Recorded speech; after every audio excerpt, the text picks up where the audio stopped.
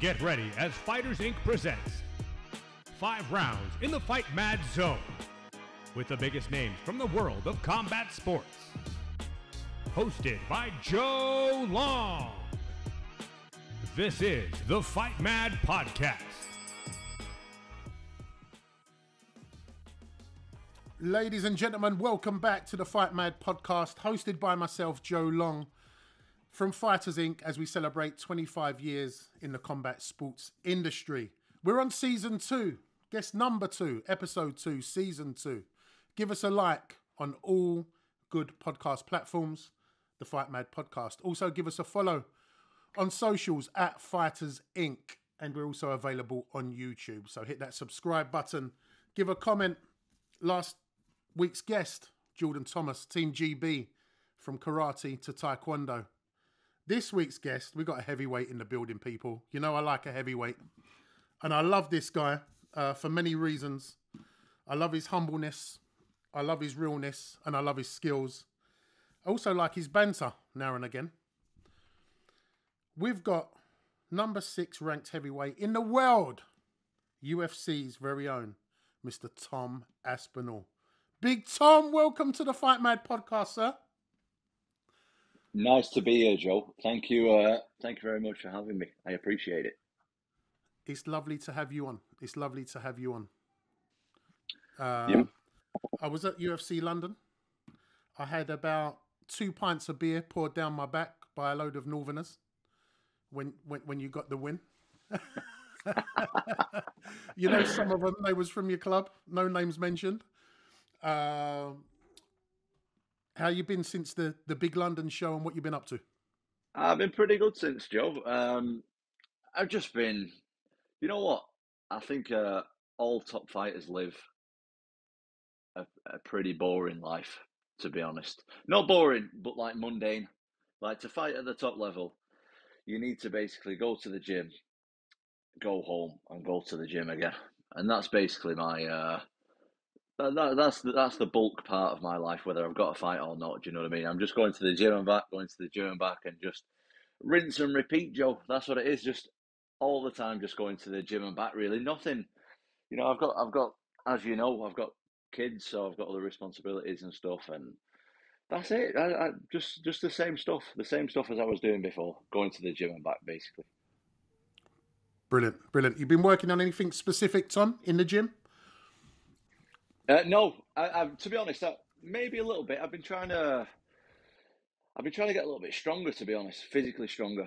I feel like now moving on in the top 5, I need to be. You know, I'm the youngest heavyweight in the top 5, I believe, and the other guys are a lot more physically mature than I am. You know, heavyweights come into their own a lot later than the other.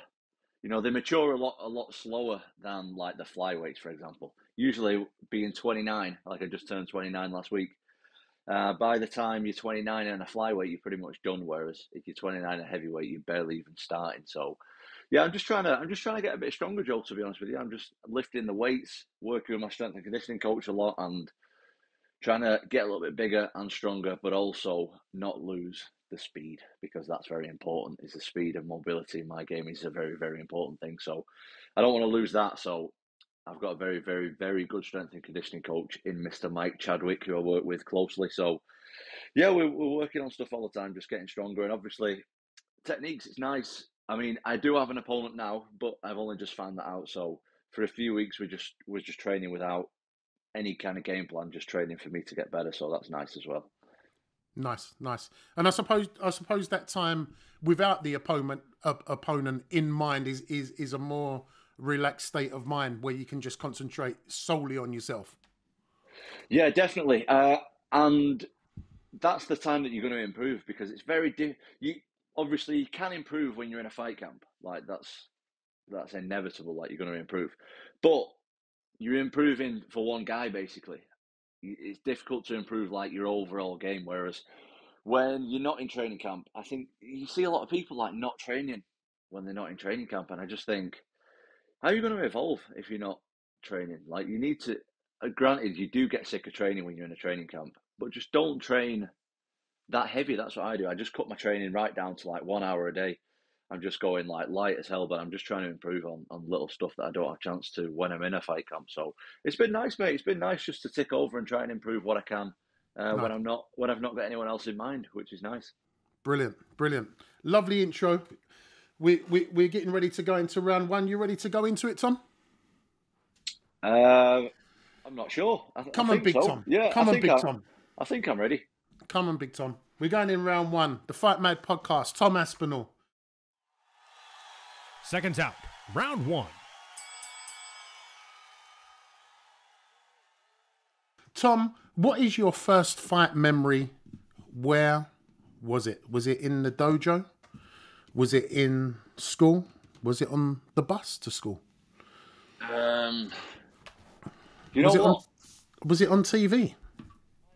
I don't know. Fighting's like something that it's been in my life for as long as I can remember, because my dad he's been into fighting forever. Even my grandparents were doing a bit of boxing and stuff like that. So I've like always been around fighting. You know, it's difficult for me to say I think I remember watching like the early UFCs. You know what I mean, with like Hoist Gracie and that. And I remember someone had a gi on, so it must have been Hoist Gracie, because I was doing a little bit of like traditional jiu-jitsu and stuff myself as a child. So I remember thinking, oh, he's got a gi on, like he's beating people and he's got a gi on, and I wear a gi. You know, I remember that kind of stuff. So I don't really know. It's not. I didn't have like one moment where I was like, oh, this is what like. It's just always been there. I don't really know any different, to be honest. I'm a born and bred fighter, really. I don't know any difference. It's always been in my life. You know, it's a family thing for me. It's not just like something that I'm into. My whole family is involved with fighting. So yeah, I can't really think, Joel, to be honest with you, of one specific memory. It's just been there as long as I can remember. Got you. But if the memory is in a gi, you're probably right. It probably would have been Hoist Gracie in UFC 1, right? I don't know if it was UFC 1. I remember him fighting. Did he fight Ken Shamrock or something like that? That was an early one, weren't it? When he choked him from the back, and he had him tapping about 50 times before the ref stopped it. His hands just like that on the floor forever. Yeah, I remember that one. So I don't know if that was the first memory, or I know it was a very early UFC. So, like I say, I just remember. So I used to wear a gi to go to jiu-jitsu, and I remember seeing like a guy in a gi and he was beating people, and I thought, I wear a gi and he wears a gi. So that's how young I was. Like, I didn't even know. I just remember he wore a gi and I was wearing a gi at the time, so it was cool for me. Brilliant. So there was a bit of love there. Talk to us about your father. Obviously, you've been with him from day one with jiu-jitsu. Your father, one of the first black belts in the country for jiu-jitsu. Tell us a little bit about that, Tom, in terms of the age you started. I take it you started at 6 or 7, right? Yeah, so I started myself when I was like, probably about 6, 7, something like that. But that was just like traditional jiu-jitsu that I started in. I started at that because at the time, it's different these days. Like you say to someone, oh, I only got into like Brazilian jiu-jitsu when I was like 14, 15. But at the time, like there was no kids Brazilian jiu-jitsu. Like it just didn't exist. Like barely even Brazilian jiu-jitsu existed for adults at the time. Like it just wasn't really in this country. I remember if you were a blue belt in Brazilian jiu-jitsu at the time, it was like you were a frigging unicorn. Do you know what I mean? Like there was nobody above, especially in the northwest of England. Do you know what I mean? There was nobody above like a blue belt. If you were a blue belt, you were like the man being a blue belt at the time. So yeah, my dad started off. He actually started boxing when he was young. He used to box and stuff, and then he played rugby and all that kind of stuff. And then when he was doing judo and wrestling before jiu-jitsu. And then when obviously the Hoist Gracie stuff in the UFC, he wanted to be involved in jiu-jitsu, but it was so different then. It was like, it wasn't like now you can just walk in somewhere and train jiu-jitsu. It was like they used to do a seminar over here like once a year, twice a year, and a bunch of 30 people like nationwide used to meet up, and that was it. Like that's all that you had was 30 people all over the UK.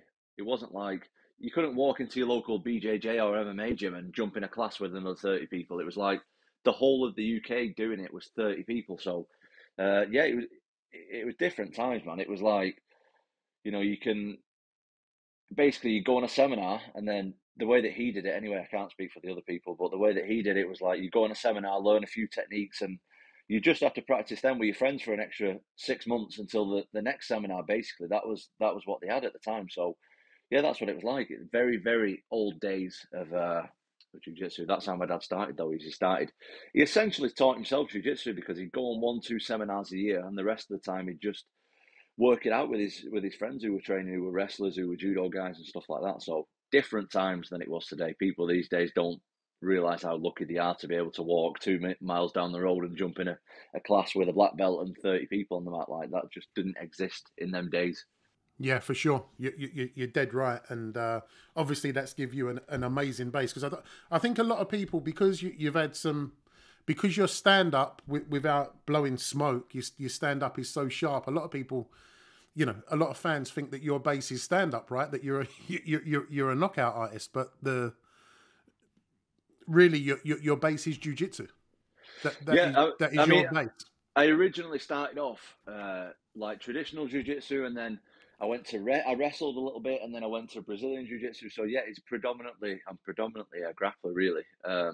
But then I started realizing, shit, like if you punch someone in the face and knock them out, it takes so much less energy than like taking someone to the floor and having to like pass guard and like try and get a submission, nearly get it, and then your arms would be tired, and you could just like do that. You just do that and they fall over. So then I really fell in love with striker when I realized how simple it was in comparison. Sure. Brilliant. So we're going to go round one, goes in the books. Tom Aspinall, first fight memory, a gi on TV, UFC. We're going to presume it was Royce Gracie. We're going to go on to round two. Seconds out, round two.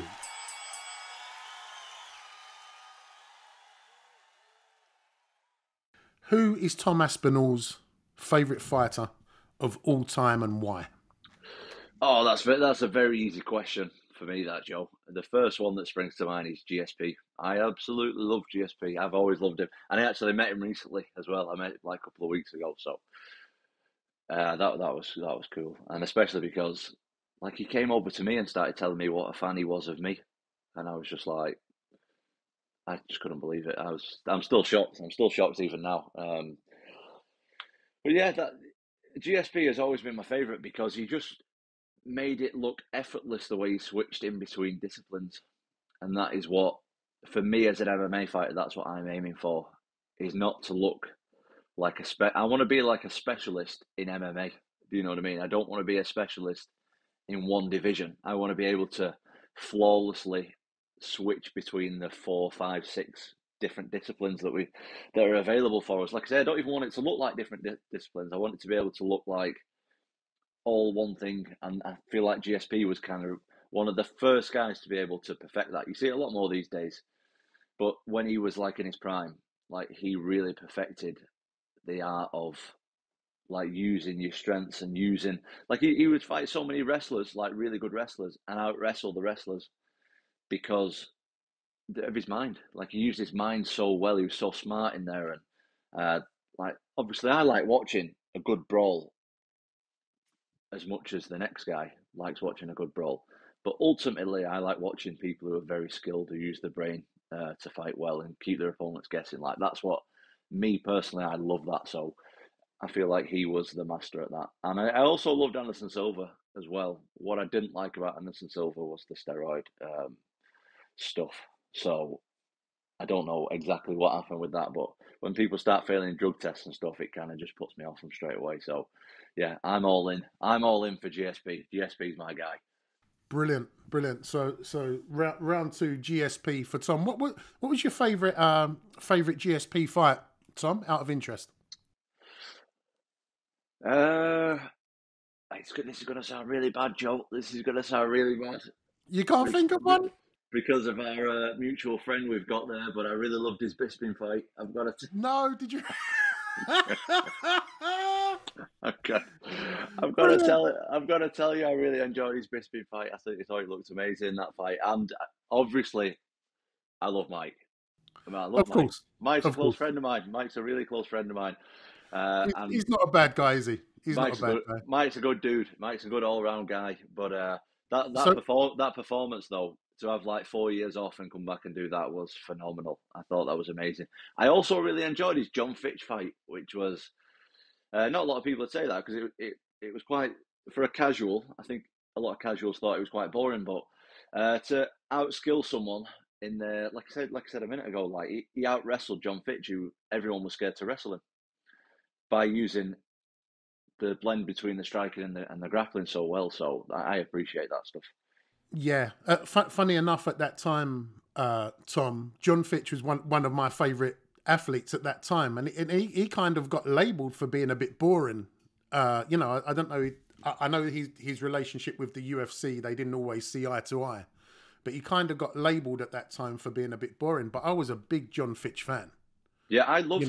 If you can take someone down and hold them on the floor, that's like ultimate domination. I don't see why people have a problem with that. I've got a little story for you, Joe, but the people will have to they'll have to stay nameless because I can't start telling. I can tell you about it after off camera, but I have a friend who's in a very big organization, not the UFC, but a very big organization.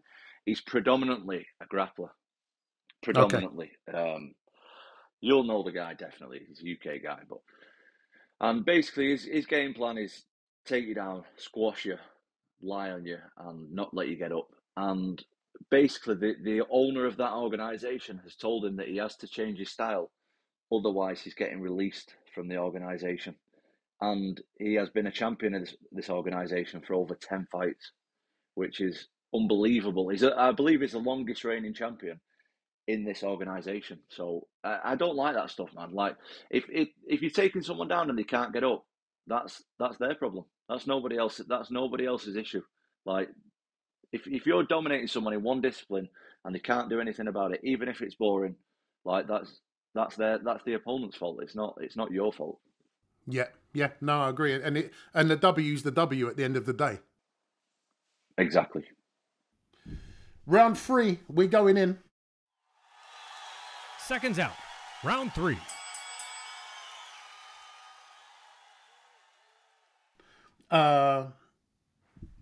We spoke a little bit about life, Tom. As you said, you're a parent,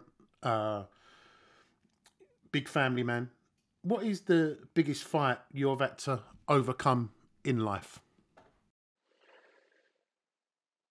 I'm not gonna be one of these people who sits here and act like I've had a really tough life and been through a load of stuff, because I'm very lucky that I've not had to go through a load of stuff like that. You never know. You never know what life's going to throw at you. You know what I mean? The luck could change tomorrow and everything could start going wrong. But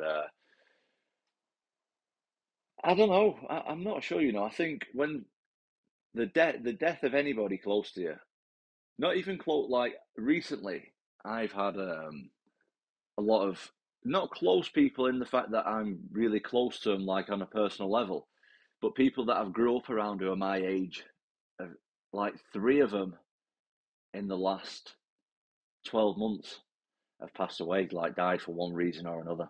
And like I say, I'm not particularly close to them in terms of we're not really good friends. We don't see each other every day and all that kind of stuff. But, they're from my area. We've grown up around each other and stuff. And I think that's quite difficult to process mentally when someone your age dies suddenly. I think that's quite difficult. I don't, like I say, I'm not like trying to play victim because I'm not close to these people, but I find that bizarre. It's a very bizarre thing that when someone who you went to school with from being 4 years old suddenly just dies. It's really odd thing for me to process. I've not dealt with a great amount of death in my life yet, so I'm not great with that kind of stuff. To be honest with you, like I say, I'm not trying to like play victim or nothing. I've not had nothing too bad.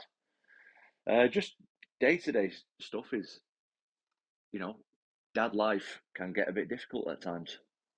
Being the, stress of having a house and a wife and 3 kids sometimes gets difficult, but there's so many people that have it way harder. I can't complain about nothing really, so I'm not gonna sit here and say that some stuff's really hard, because I have a really, really privileged and blessed life at the moment. Everything's going really, really well for me. So I can't really sit here and complain about no big struggles that I've been through in my life, because, to be honest with you, I've been very lucky.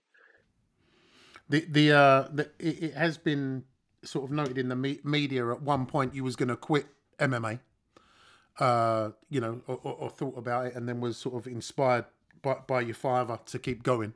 Yeah. Was that a downtime in your lifetime?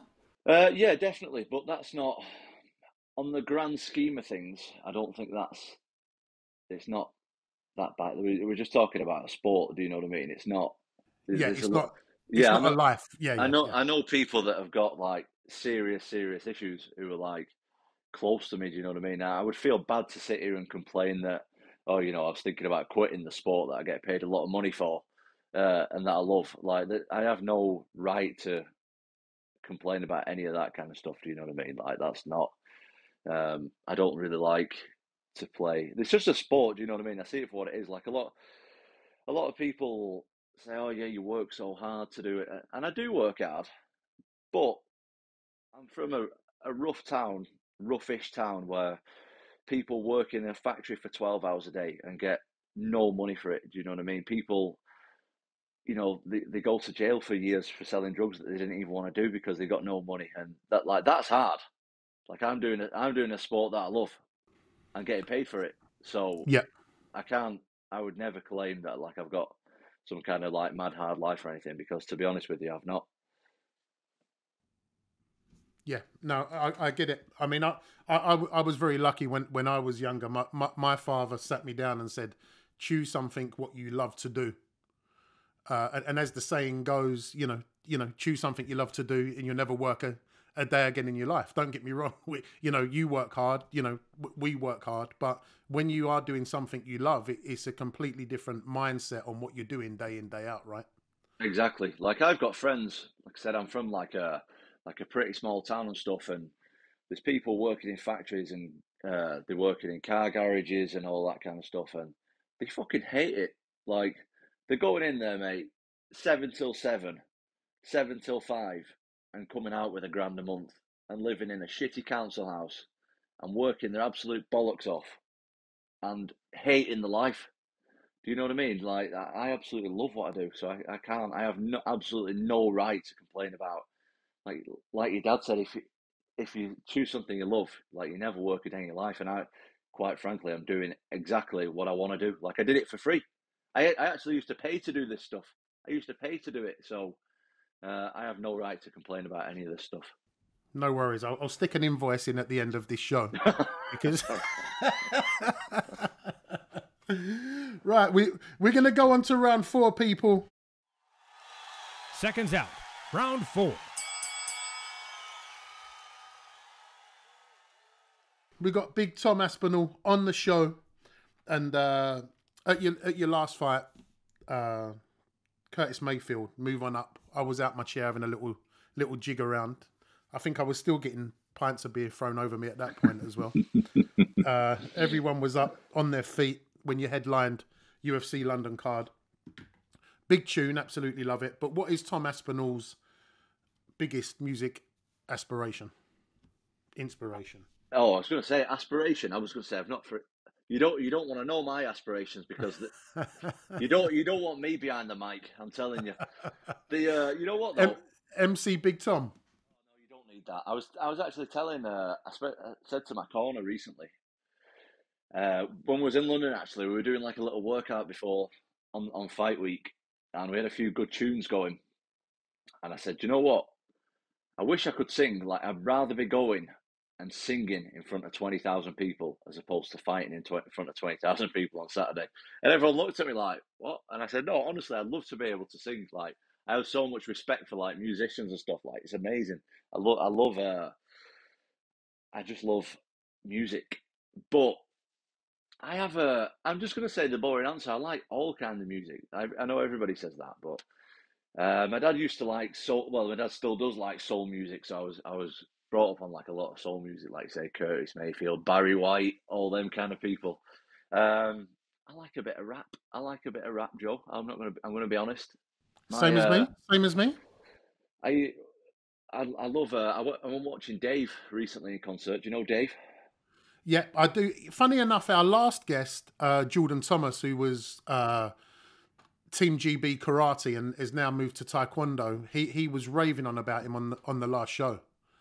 I haven't actually homed in on him and with like the content of what he's talking about, but Jordan was like, you got to listen to him. He's he's very inspirational. He's amazing. He's amazing. I absolutely love Dave. So at the moment, not just at the moment, for the last couple of years, really, I'm obsessed with Dave. Like anything Dave brings out, I'm all over it. Do you know what I mean? I went to his concert. I was sitting in the nosebleeds, Joe. I'll be honest. I was sitting in the nosebleeds, but I was loving it. I was absolutely loving it. Yeah, you need to get onto him, mate. Especially if you like rap music. Like he's unbelievable. He's an artist. He's a true artist. He's amazing. Brilliant. That shocked me. I mean, I always get a surprise on this show when we talk to people about different artists. You know, they sort of go from you're expecting something and they go somewhere else. And why? What were you expecting, Joe? You're going to offend me here, aren't you? No. I mean, if you was talking about sort of hip hop for your age, I thought you'd be telling me about a Biggie or a Jay-Z type. No, I mean, of course, I like. I didn't think you'd be as up to date as Dave for your age. Well, I'm not that old. But I know you're not that old, but he's a bit younger, right? He's a bit younger. He is. I think he's like mid-20s, in early 20s. But when I was there, I was surrounded by a lot of like 15-year-olds, and I was thinking, "Oh, what am I doing here?" But there you go. Yeah, obviously, I've listened. I love Biggie and Jay-Z and all that kind of stuff. I've grown up on that stuff. But I'm moving with the times, Joe. You need to get with Dave. Yeah. You need to start listening to some Dave. He's amazing. I'm gonna have a tune into him.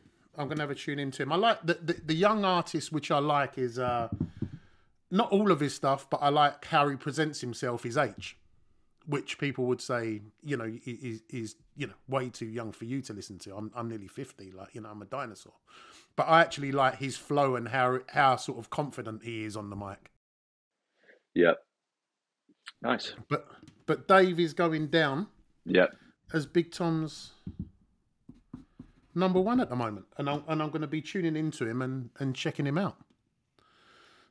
Before we go on to round 5, the last round, we had a bite to eat in Manchester a few weeks ago, where we had a bit of banter going on that evening. I think Michael Bisping dressed up as a waiter and served some people in the Ivy Asia.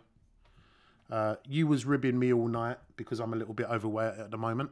No, I wasn't. Bisping thinks it's the funniest thing ever that I call you Big Joe. But I just call everyone I'm friends with. I just call them Big before the name. I don't know why that is. That's just something that we do up here, Joe. I wasn't getting at you. It's fine. That's just something that we do. And I've embraced it, and I think it's great.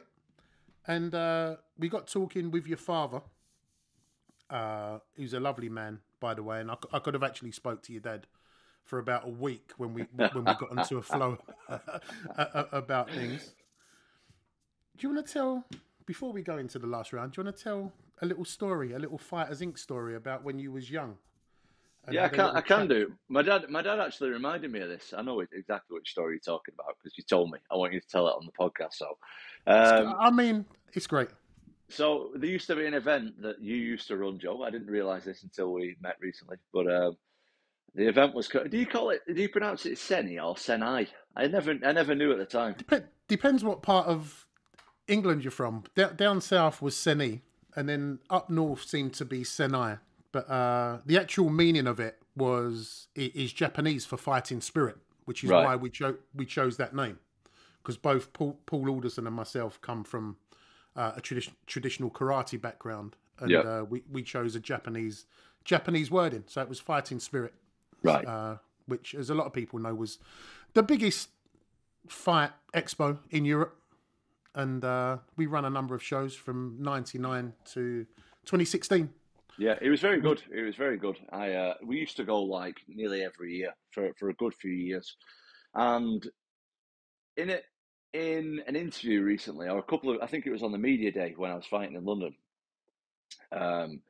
Somebody asked me something about Dana White, and I said, you know what, I've never actually met Dana White, so I don't know. And after the media, my dad said, "You have met Dana White." And I said, when? And he said, oh, years ago at SENI. And I said, oh, yeah, I forgot about that. I said, I've missed my opportunity now. I should have said it on the interviews, but I've missed my opportunity. But then, obviously, when we met, I told you, and we used to go to the SENI event, and Dana was featured at one of the SENI events, like he was a guest or whatever. I don't remember exactly what he was doing. Well, I'm gonna stop you there, Tom. I'll probably get in trouble for this from my end because with UFC Gym, but we didn't actually invite Dana. He actually come on his own. He just really? turned up. Yeah, we got a call and it was like I don't know, his PA or whatever. Dana and Lorenzo and Chuck, are on a jet over to your show to check out what you guys are doing, which is a lovely compliment. Yeah. In the early 2000s. So we didn't even invite him. He just turned up, which is a cheek, really, isn't it? Cheeky. Yeah, very cheeky. Very cheeky. But go ahead. So when was that? 2005? I think that was around 2003 or 4, maybe. So I would have been around about 10 years old at the time. Yeah. So, yeah, Dana was there, and I was with my friend, and my friend at the time, he was also, we were training, but I think we were Thai boxing. Like, I always bounced around, like, from sport to sport. I would go wherever the kids were at, mate. Wherever the busy kids classes were, that's where I wanted to be, because I didn't want to train with adults. I was 10 years old. So at the time, I think I was Thai boxing, because this particular friend, he's from Thai boxing, I was with him. And Danny White walked past, and I remember saying, I said to my friend who I was with at the time, I said, go on, let's go and follow him. And he said, what are you going to say? I said, I don't know, but we'll go and follow him. So I followed him, and I stopped him at the time, and I vaguely remember, you know what I mean? This is like, so if I was 10 at the time, I'm 29 now, so it's 19 years ago. And I said, Dana, I'm just letting you know, I'm going to be in the UFC one day. And he probably just brushed it off, and he probably gets this a million times. He's probably got this millions of times over the years from kids and adults and all that stuff. And yeah, I think he just brushed it off at the time. Like I say, I vaguely remember it. But yeah, my dad reminded me of it recently. And when I met Dana in London, I told him about it as well. So he was pretty impressed with it all. He was pretty happy. Brilliant. Great story. We're going to be doing a Fighters Inc. story, because the reason we sort of brought this podcast in last year was in the lead up to 25 years of us promoting shows, Tom, which our first show was on the 7th of December in 97. So the reason this podcast has come about is, in celebration and to keep us up to date, evolve, a bit like you and Dave. Keep us evolving and keep us up to date. Got to move with the times, Joe. So, Big Tom, we're going into the 5th and final round. Seconds out, round 5.